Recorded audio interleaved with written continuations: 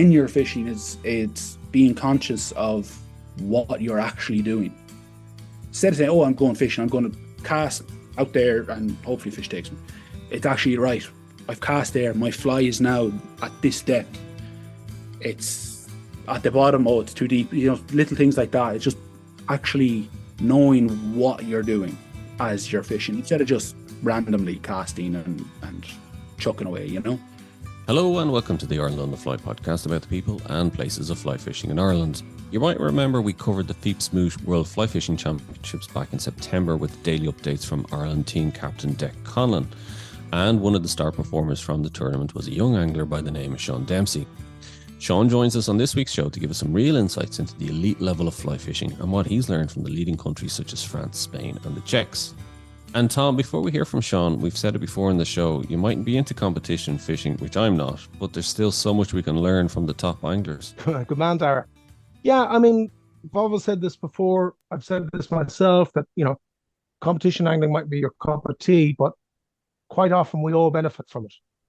You look at certain patterns that work on the lake here for the trout, on lock style, and, they've evolved from guys chopping and changing and trying out new things for different materials, different patterns, and it's the same in the rivers. The famous lob now that we all know, as christened by George. That has come across from European competition fishing.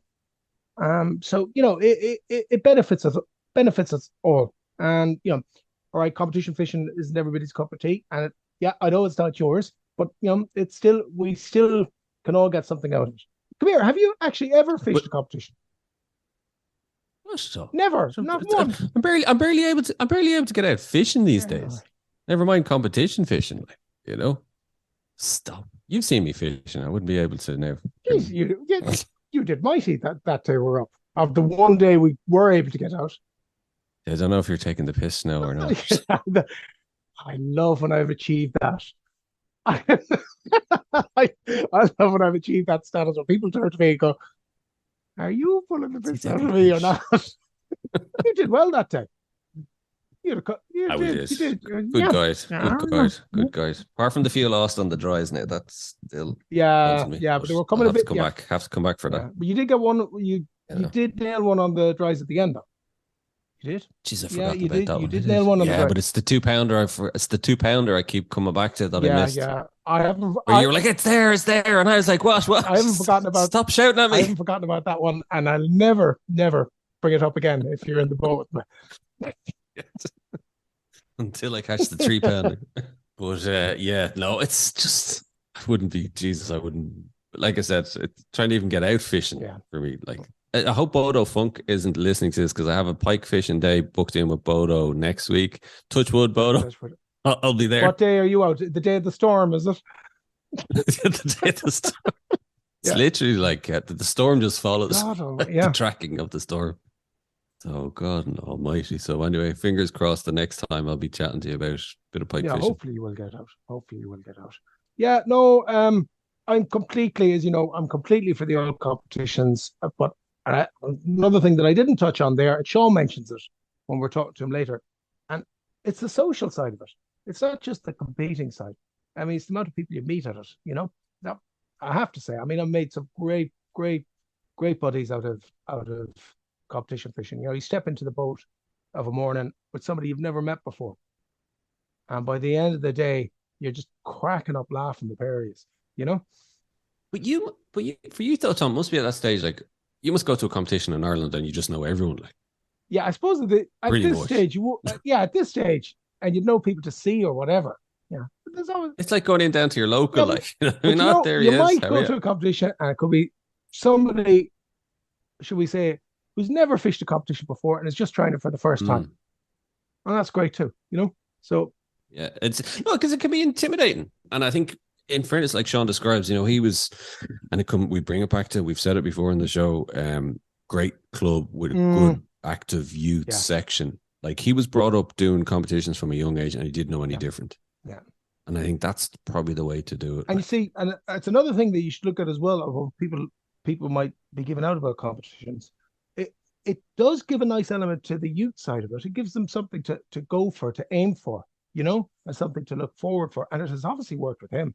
And as you said, fair play to the club, who's Goosen, that had a good youth policy, and coupled as well with the parents that took him out, But the interesting thing when you talk to somebody like Sean and somebody like yourself is, and this is why I'm not a competition angler, is I go out if I can get out, just to get out, and just being by the river is just a bonus in itself. Catching fish is another bonus on top of that.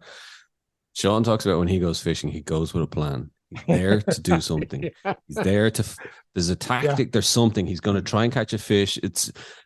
He's a thinking angler, and the best anglers always are. There's a jigsaw there, that there's a puzzle to be worked out.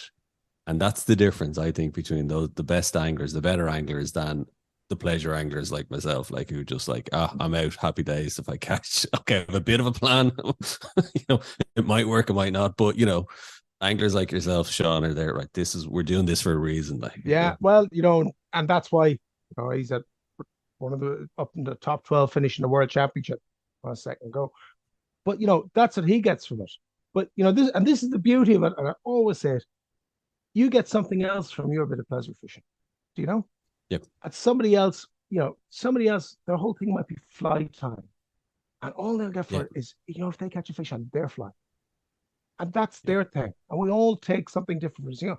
And if somebody, as long as they're not harming you and they're happy with that, let them off. As long as they're happy. As Owen Harris said, it's a broad church. All are welcome. When he was talking about the Sunday Independent. That's another rabbit hole I'm not going to go down. Well, this week. No, not this week. I think I might just delve into that a bit further. Maybe next week. Stay tuned. But back to fly fishing and this week's guest, Sean Dempsey. And I first asked Sean about his recent involvement in the World Championships in Slovakia. It can be quite intimidating. There's the best of the best from all over the world. There are a lot of anglers take part. And then you're fishing a venue that you haven't been. I haven't been there before. We have very little practice. Different species we don't have here. So it can be very intimidating. But it's also great. You get to experience new things, new species, kind of different methods for different fish. So it's kind of a bit of both, Is it kind of one of those, when you're kind of in a championship like that, you're so focused on it that you nearly don't enjoy it? It's only kind of after the event, or did you find yourself in the middle of it kind of going, okay, stop, appreciate what you're doing and where you were? No, I found in the practice days, you can kind of soak it in a bit more. You have a bit more time, you can kind of experience it properly. But I find for me, once the competition starts, it's a blur. It all turns into one long day, and you're tired, you're on the go constantly, but it's great fun. Yeah, you find yourself going into an automatic, Sean. It can be, yeah. Yeah. You get up, your breakfast, you go fishing, you get back, you tie flies, you get ready, you go again. And you're getting a bit of a buzz, a bit of a rush as soon as you're going out onto the beat, aren't you? Yeah. So you step off that bus, or onto your beat, and you're looking. You're in competition mode. Are you kind of holding your breath until you catch that first fish to get that landed and calm the nerves and settle down a bit? Yeah, but there can be sessions where you're only looking for one or two fish, and when it comes to that, you need to just chill out and fish, and kind of not get into your head about I need to be catching 20, 30, 40 fish. Slovakia was more in numbers. You weren't looking at that. That was kind of more Spain championships. But it's kind of different depending on where you are. Is it mental then? A lot of the respects, it can be. Yeah, it definitely can be. Because, like you said, you're trying to tell yourself just fish. It's you sometimes kind of have to. You can be too kind of stressed out thinking about numbers, and sometimes you just kind of have to remind yourself of what you can do. Yeah. Oh, it can be. It can be definitely.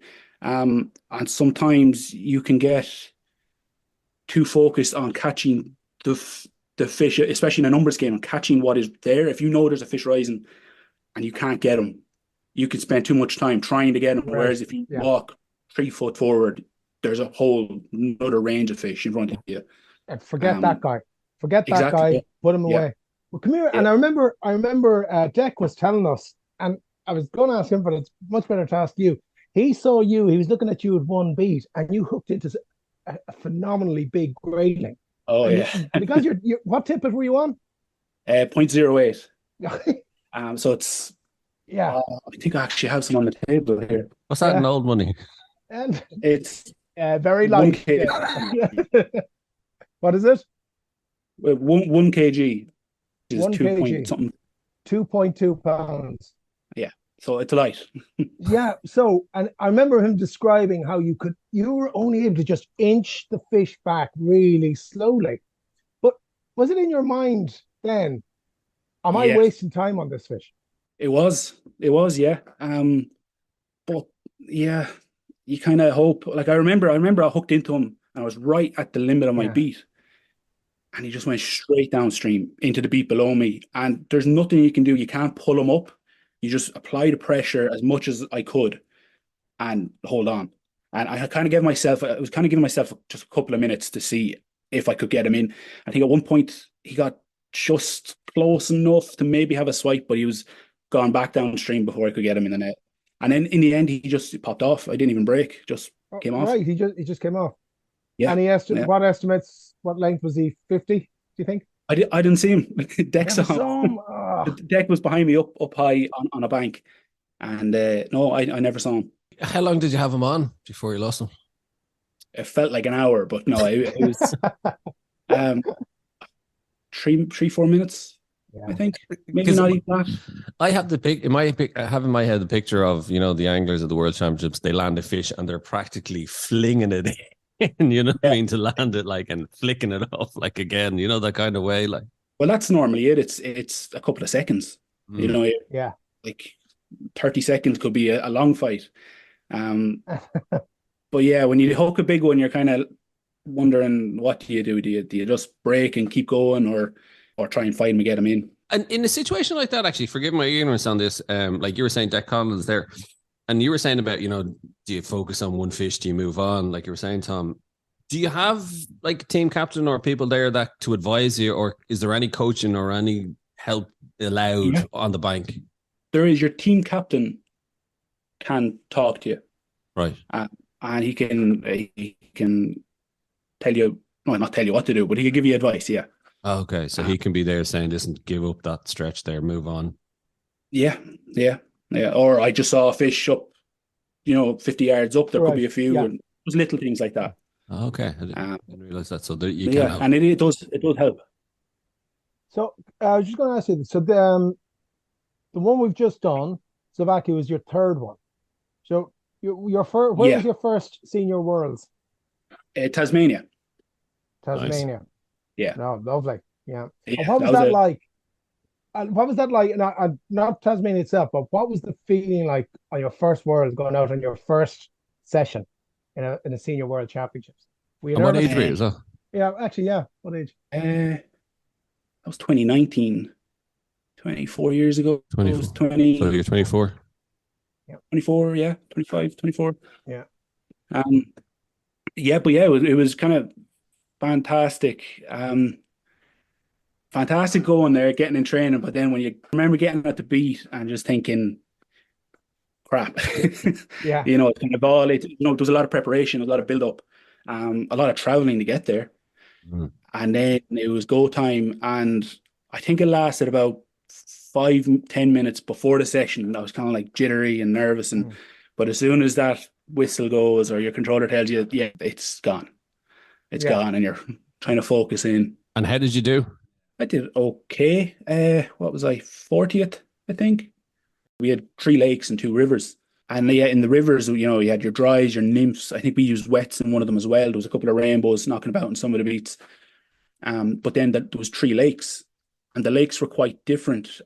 You had your pulling setups and kind of sinking lines and damsel lures and humonguses and that type of stuff. And then you could get fish on your normal Irish wets, claret dabblers, that sort of stuff. And then I remember fishing a bung in one of the lakes. There was these black mayfly that were hatching, and they're pretty cool. They're kind of like a large lake olive, but pretty much black, or a dark brown.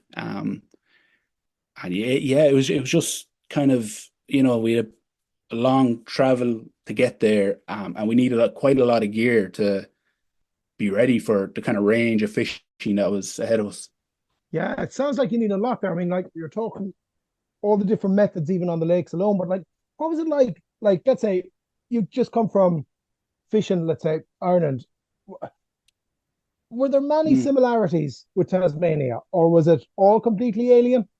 No, yeah, no, very, very similar. Yeah, Well, definitely similarities, you could, I know one of the Scottish guys won a session on, I think, traditional Irish wet flies, right. just pulling them back on, I think it was a floating line or thereabouts.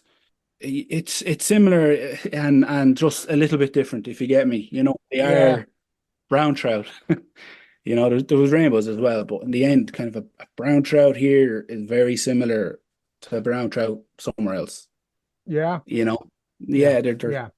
there is techniques, there is differences, but I do find it can be quite similar. And were any of the sessions from a drifting boat, Sean? Yeah, the three lake sessions, The three of them were all from a drifting boat. the three of them, yeah, Wow. So there was no bank sessions. They were all from a drifting boat. all from a drifting boat, yeah. Wow. That was, yeah. And the boats were a little bit different. I think there was one session where the boats were kind of like similar to our setup, but Mm. they were these big, high-powered, carpet-floored boats, kind of bass, those Yeah. bass kind of fishing boats. Yeah, it was different fishing out of them, but it was fantastic. And we also had a kind of a wide range of weather conditions. We were snow and sleet and rain and wind, and then in the lower kind of altitude, on the river sessions, you had kind of 15, 20-degree weather, still windy, but it was a different, between the different levels. What was Spain like, Sean? Spain was brilliant. It was, yeah, but it was just really, really good. I didn't think it would be as good as it was. I was kind of picturing very, very, very tough river fishing. Um, but it wasn't as tough as I thought it was going to be. And it was good, really good. And come here, was it all rivers in Spain?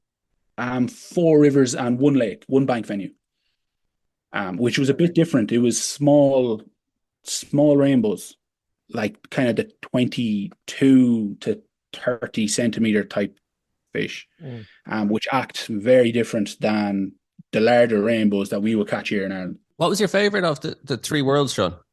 And what did you find? Which one did you find the most challenging, actually? Most challenging was probably Tasmania, because it being the first one, Yeah. well, first senior one, and then needing to go that far with quite a lot of gear. I think it was the most challenging.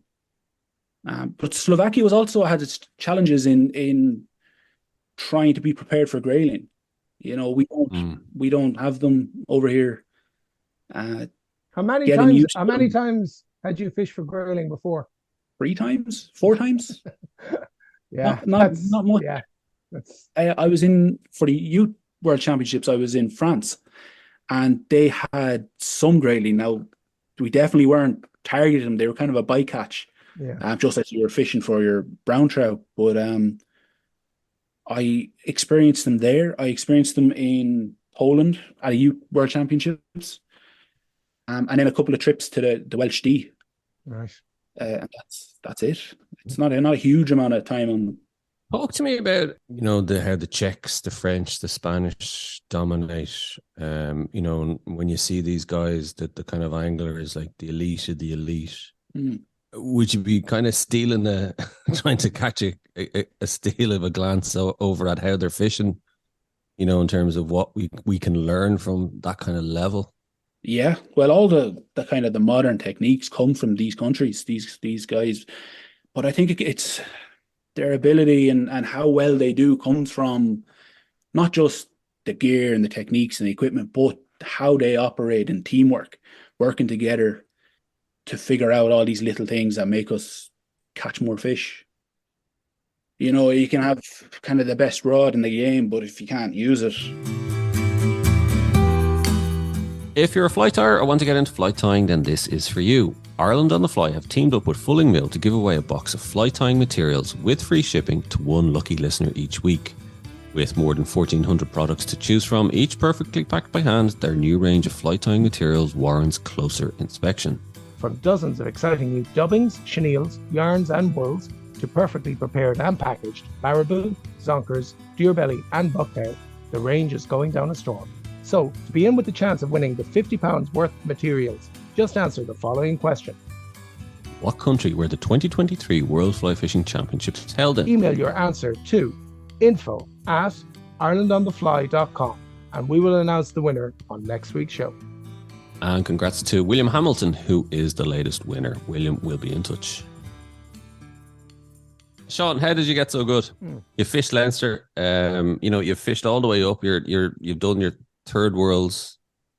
How does one get to that level? Give us an insight into how you got into it in the first place. Yeah, well, my dad got me into it at a young age. Into fishing, I think when I was 4 or 5 or 6, very young. But fly fishing when I was 10, something like that. But very soon, through our club, Coosan Anglers, and our youth officer in Coosan getting involved with the Irish youth team, I kind of got exposed to competition fishing very young. And I just absolutely love it. So I'd be doing it as many days as I can get out, I will. Is it the competition element that really kind of hit home for you? Yeah. It is and it isn't. I love the competitions. I love competing in them. Just the whole aspect of everyone getting together, fishing them. It's just kind of what I've always done from a young age. It was a social outing as well. At the youth level, you get out, you meet people. But obviously, I think that's a very important word that you say there, and I've always said that as well, Sean. I couldn't agree with you more. It's the social side of it.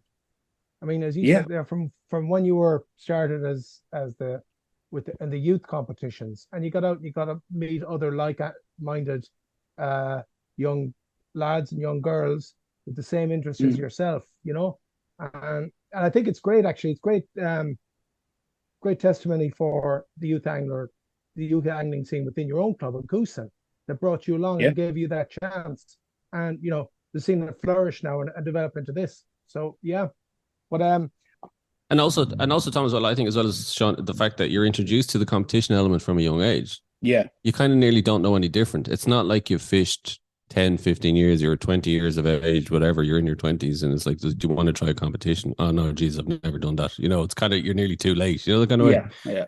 Whereas if you're a teenager or a kid, it's like, here, come along to the competition. No different. Like, yeah, definitely. Come here, Sean. What do you like now on, let's say, pleasure fishing? What's that? No. I definitely do go pleasure fishing, but I kind of will always have my own goals of what I want to accomplish if I go. It's a bit different if I'm going maybe spent fishing. Then I'm going spent fishing. I'm not practicing anything or anything. I know exactly where you're coming from, because there's nothing you can garner from spent fishing really that's going to help you in any competition, is there? No, it's not. There's not. Yeah.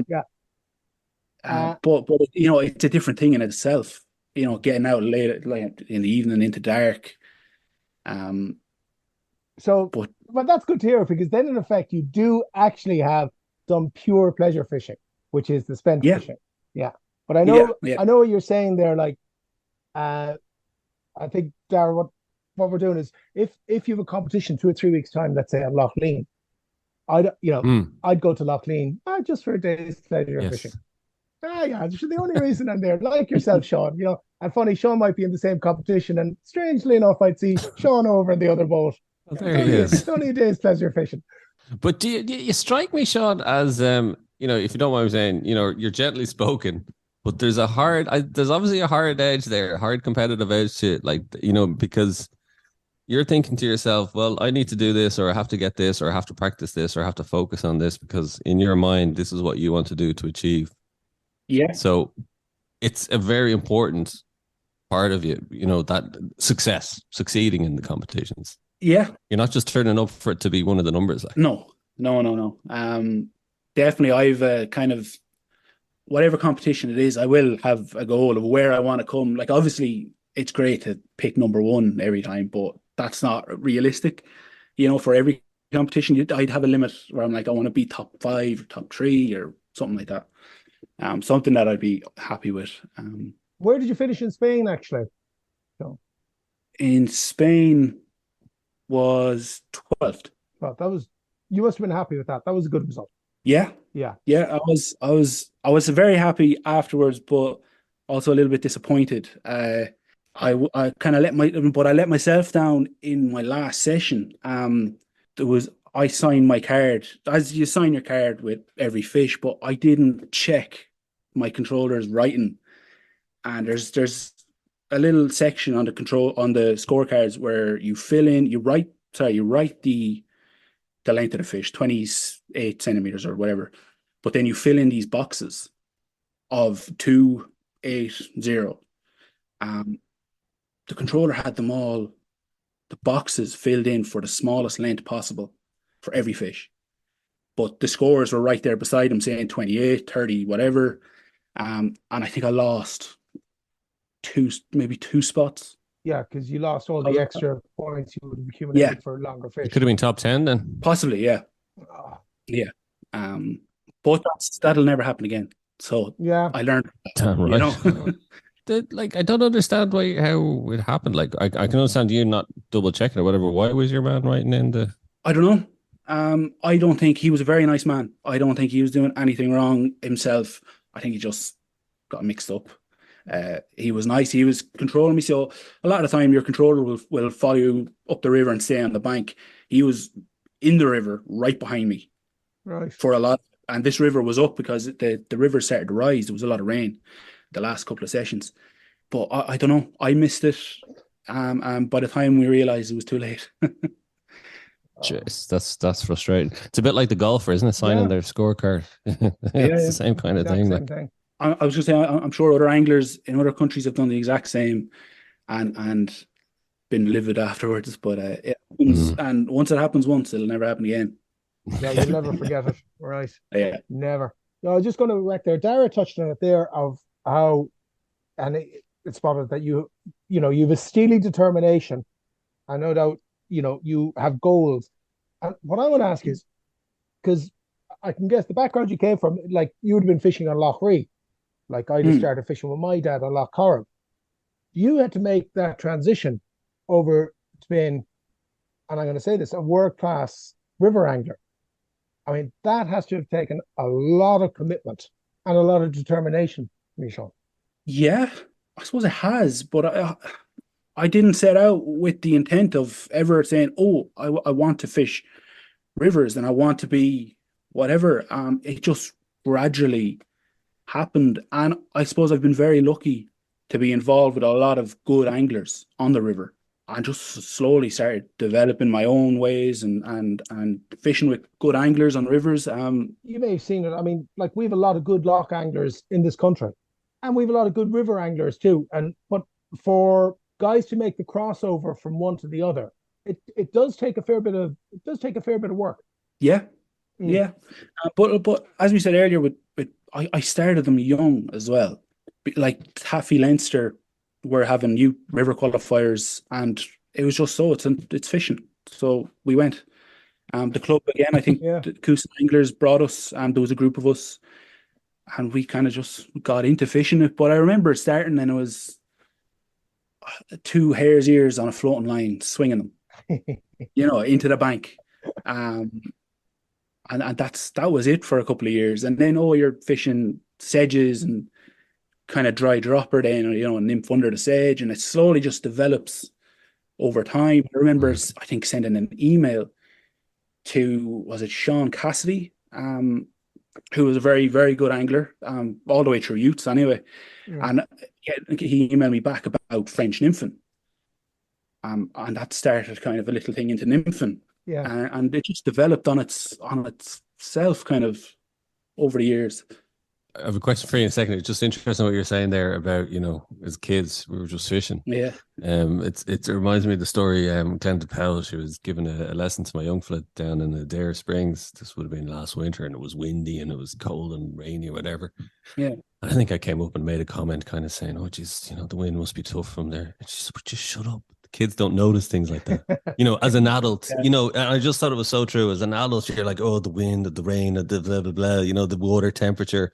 Kids don't notice. They're just standing on the bank with a rod and a fly, and there's fish there, happy days, Yeah. And I think it's so true. Like, you don't know any different. I did want to ask you actually, because it's interesting you mentioned about the French nymphing.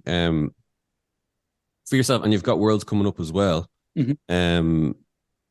Do you actively then, are you like scouring YouTube? Are you looking for cutting edge tactics, flies, stuff? Like, how do you push yourself on as an angler to go further at the next Worlds? Yeah, that's a good one. Yeah, you kind of are. You're looking at anything you come across. I would be thinking, is that something I could adapt or something I could add to my own fishing that could make it better?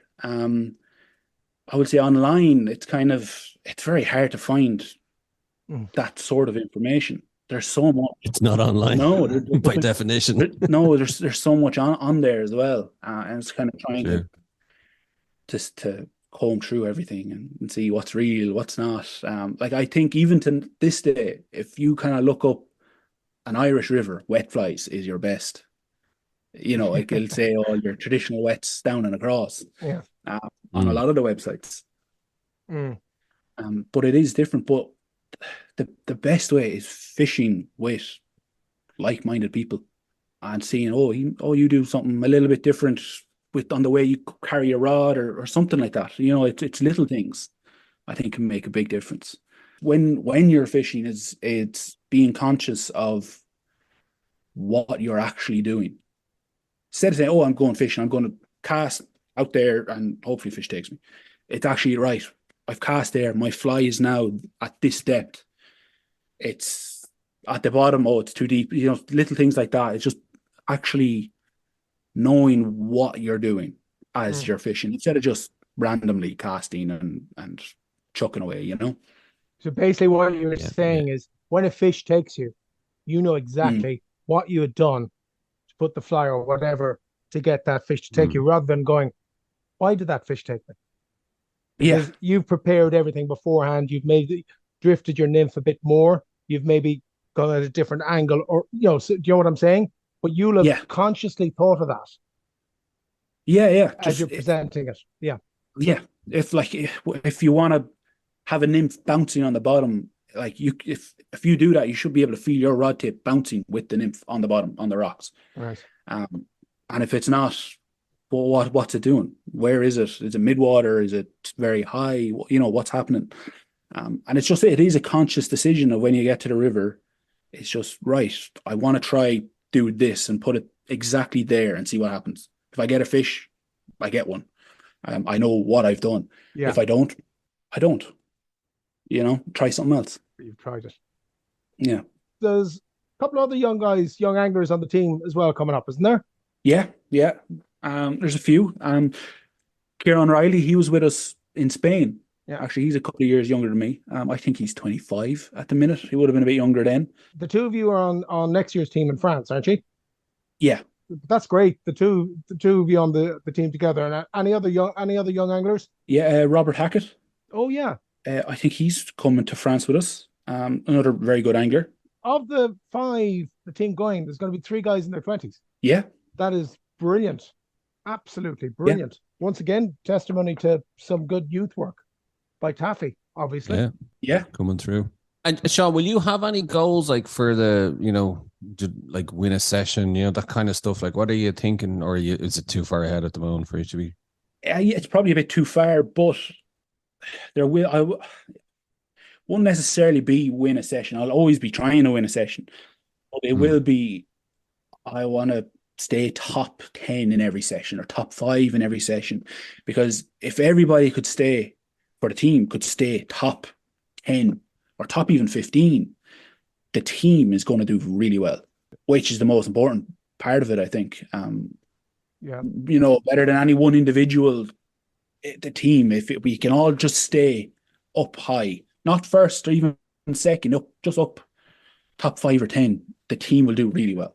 The future is bright, isn't it, Sean? In terms of the numbers of young anglers coming through who are qualifying for the seniors, winning medals at youths as well. Obviously, we have to shout out to that. The 3 in the row. I've been involved with the ITFFA youth team for 15 years now. That's right. Yeah, Yeah, I was on it myself for 4 years. I was captain of that team. I kind of was helping out for years, and then I was coach of it for 4 years. I think the first year was in Killarney. I think Fergal McKiernan was also another coach. My dad was the manager, and we won gold there. The Lake of Menteith, that was Noel Fryer's first year. That was another gold. Oh. Then obviously Loch Lane, and then Wales, just gone. So yeah, they're doing very, very well. Well, fair play to you for putting it back so quickly, Sean. That's fantastic. It really is, like, not waiting around and hanging around, but straight away you were back, and you were helping out the other lads as well. So like that's absolutely fantastic. Yeah, it's something I love doing. It's funny, the youth team, as a coach, looking at it, it's just fantastic. They all work together.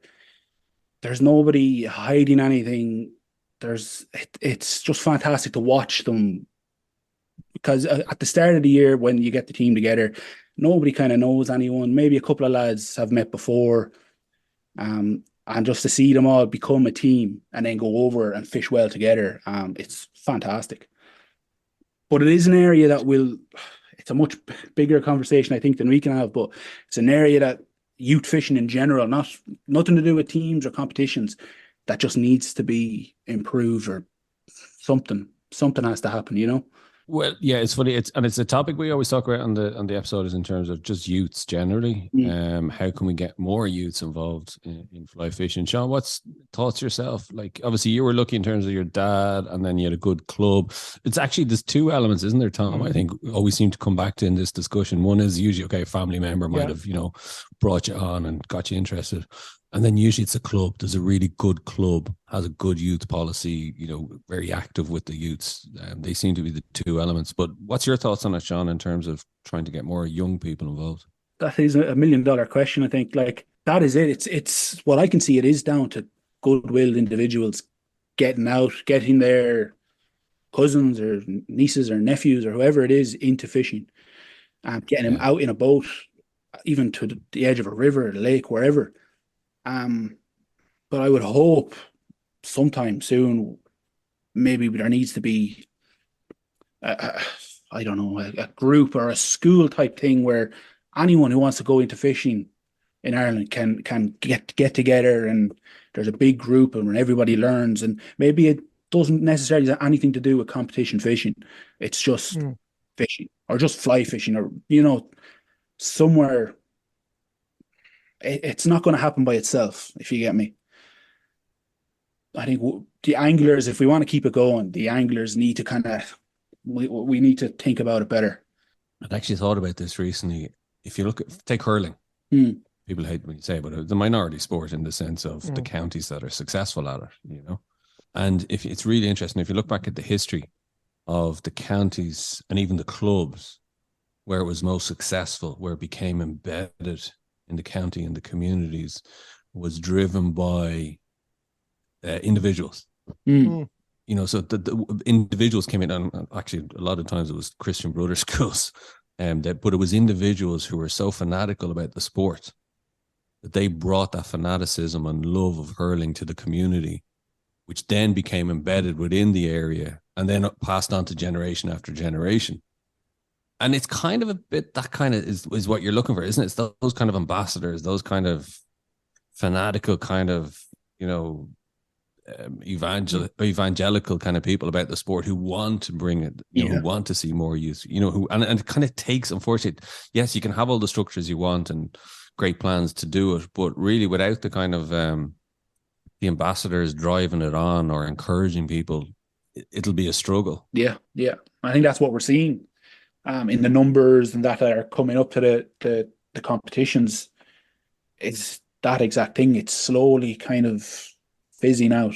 But then if we can latch onto though, Tom, what do you think is like we can latch onto the likes of Sean here?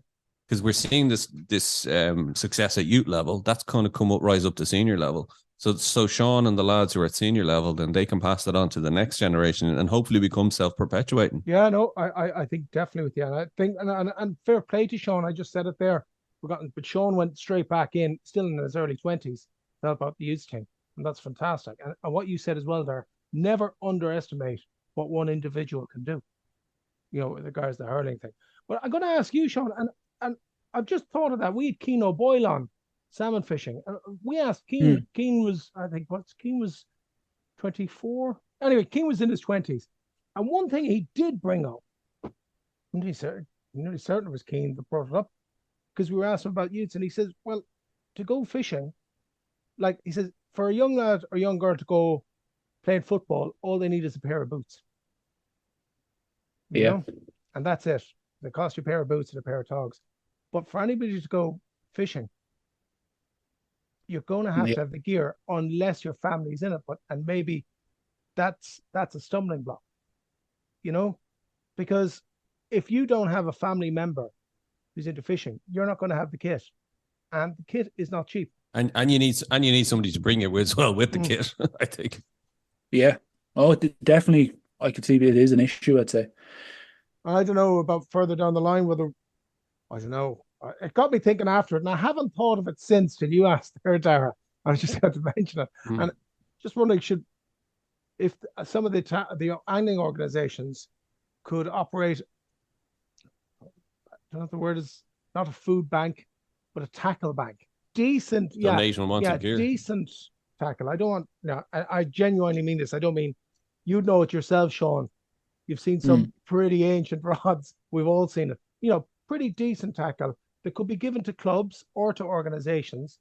That could be used or given out for a season to young anglers where they could use.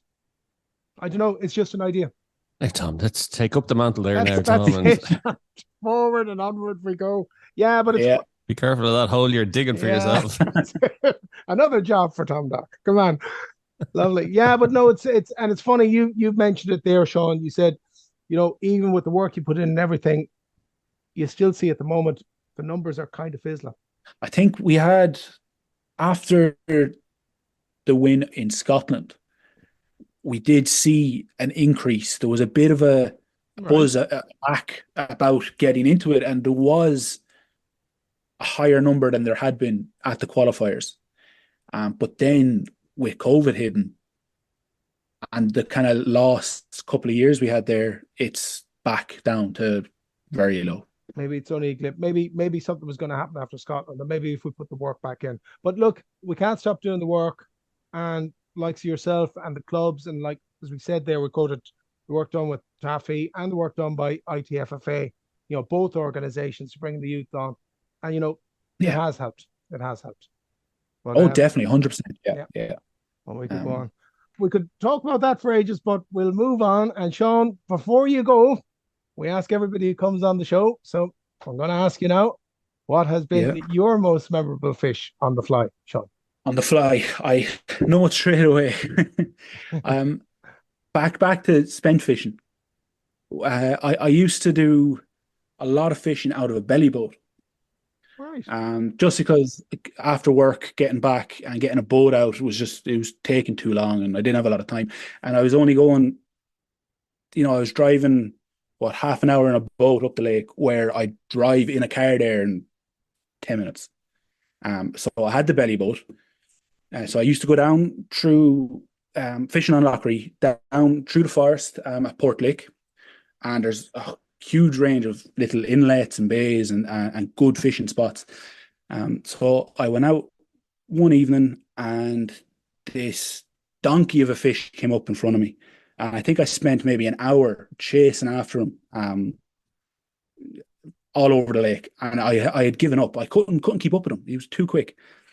And I couldn't keep up with him. And I was kind of sulking. I was making my way back into shore to go home. And didn't he pop up between me and the shore, maybe only 15 foot out from the bank? and I just happened, the fly was still in my hand. I hadn't reeled in fully or anything, and I just dropped it in front of him. And I got him. I hooked him. Well, about an hour later, still in the belly boat in the middle of the lake, I had to cut. He's towing you around. Yeah, no, he brought me out a good bit. Yeah.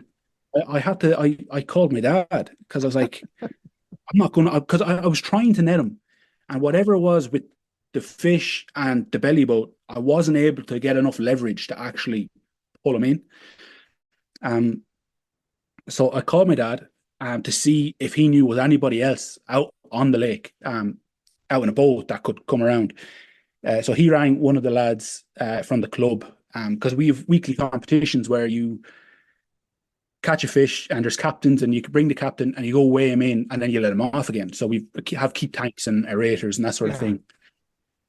So he rang one of the lads, and luckily there was somebody out. They drove around. He picked up Dad, and then the two of them managed to pull me out of the belly boat into the lake boat, and I could land them nearly straight away. It was just, I don't know what it was. I couldn't, whatever was happening with the angle and the fish and the belly boat, I couldn't land them. But it's my biggest brownie off Lockery, and he was £7.11. Well done. Yeah, Right. it's not.